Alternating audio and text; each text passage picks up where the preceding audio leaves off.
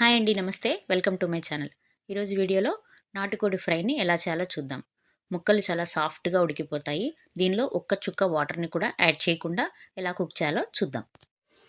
నేను ఇక్కడ కేజీన్నర వరకు చికెన్ని తీసుకున్నాను. దీనిలో ఒక స్పూన్ పసుపు, అలాగే 2 స్పూన్ల వరకు ఉప్పు వేసుకొని బాగా కలిసేలాగా ఒకసారి కలుపుకోవాలి. ఇలా మొత్తం మిక్స్ చేసుకున్న తర్వాత మూత పెట్టుకొని ఒక 15 నుంచి 20 నిమిషాల పాటు పక్కన పెట్టుకోవాలి. ఇప్పుడు మనం దీనిలోకి కావాల్సిన పొడి మసాలాని రెడీ చేసుకుందాం.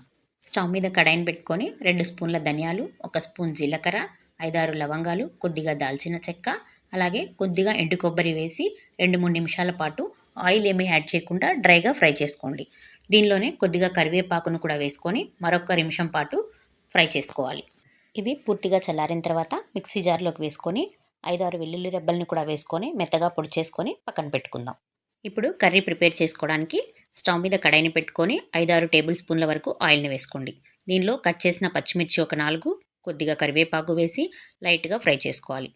ఇవి ఫ్రై అయిన తర్వాత మనం ముందుగా నానబెట్టుకున్న చికెన్ని దీంట్లోకి వేసేసుకుందాం.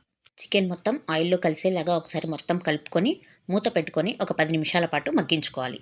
ఈ కర్రీ మొత్తం లో టు మీడియం ఫ్లేమ్లోనే ఉడకాలండి, హై ఫ్లేమ్లో అస్సలు పెట్టద్దు. ఒక 10 నిమిషాల తర్వాత మూత తీసి చూడండి. చికెన్లో ఉన్న వాటర్ మొత్తం బాగా దిగుతుంది కదా.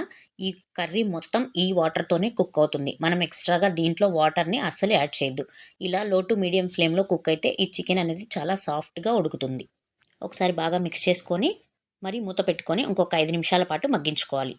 మధ్య మధ్యలో ఒకసారి మూత తీసి కలుపుకుంటూ ఇలా వాటర్ మొత్తం ఇంకిపోయి చికెన్ ఆల్మోస్ట్ 80% ఉడికిపోయేంత వరకు ఇలా మూత పెట్టి మగ్గించుకోవాలి. ఇలా మూత పెట్టి మగ్గించడం వల్ల చికెన్ అనేది చాలా సాఫ్ట్గా ఉడుకుతుంది.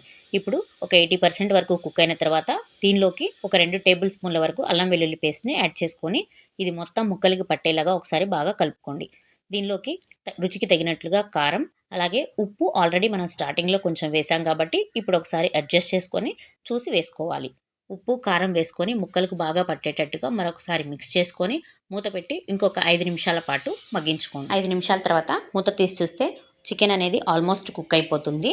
దీనిలోకి మనం ఫైనల్గా ముందు మిక్సీ వేసి పెట్టుకున్న పొడి మసాలాని వేసి కొద్దిగా కొత్తిమీరను కూడా వేసి మొత్తం కలిసేలాగా ఒకసారి బాగా కలుపుకొని ఒక 2 నిమిషాల పాటు మూత పెట్టి కుక్ చేసుకోండి. పొడి మసాలా వేసిన తర్వాత మూత వేసి పెడితే మసాలా ఫ్లేవర్స్ అనేవి చికెన్కి బాగా పడతాయి. వేడివేడిగా సర్వ్ చేసుకోవడానికి నాటుకోడి ఫ్రై రెడీ అయిపోయింది. ఇది రైస్లోకైనా రోటీస్లోకైనా కూడా చాలా టేస్టీగా ఉంటుంది. తప్పకుండా మీరు ఒకసారి ట్రై చేయండి. ఈ రెసిపీ మీకు ఎలా అనిపించిందో నాకు కామెంట్ చేసి చెప్పండి.